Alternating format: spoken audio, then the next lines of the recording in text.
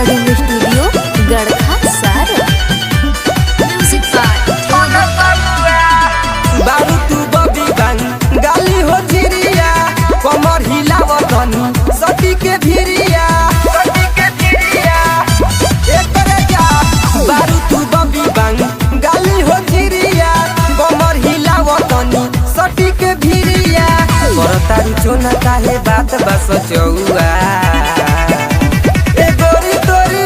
छोड़ावल हक्का दे ना पप्पू भैया ई ससी कंस नहीं के हा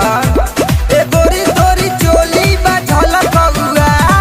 आवो न डलियो में पनसुआ ए गोरी तोरी चोली बा झलक हुआ आवो न डलियो में पनसुआ ए गोरी तोरी चोली बा झलक हुआ आवो न डलियो में पनसुआ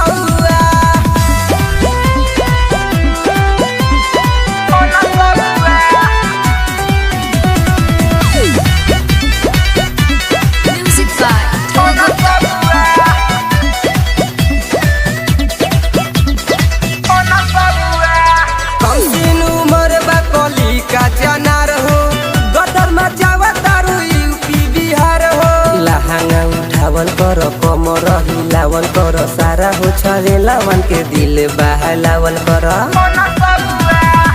कमसिन उमर बा कली का जनार हो बारू घर केस्टा वाली चीज बा देखौआ ए गोरी तोरी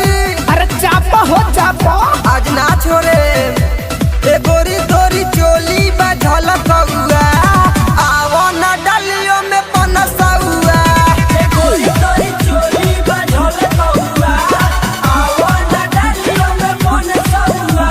ए गोरी तोरी चोली बा झलक हुआ आवो न डलियो में पनसुआ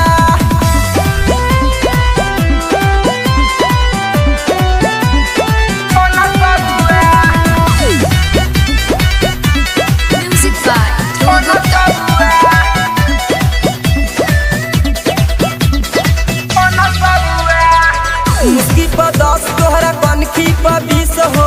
दिही बचा सके हुली जब किस हो राइटर सुनील धनजीत को बुलाएंगे शशिकांत सने ही का गाना बजाएंगे मुस्की पर 10 तोहरा कनखी पर 20 हो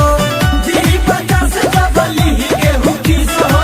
रात भर मजा ले हम पी के आईनी पौआ लुट लो बारा भाव खातिया हो।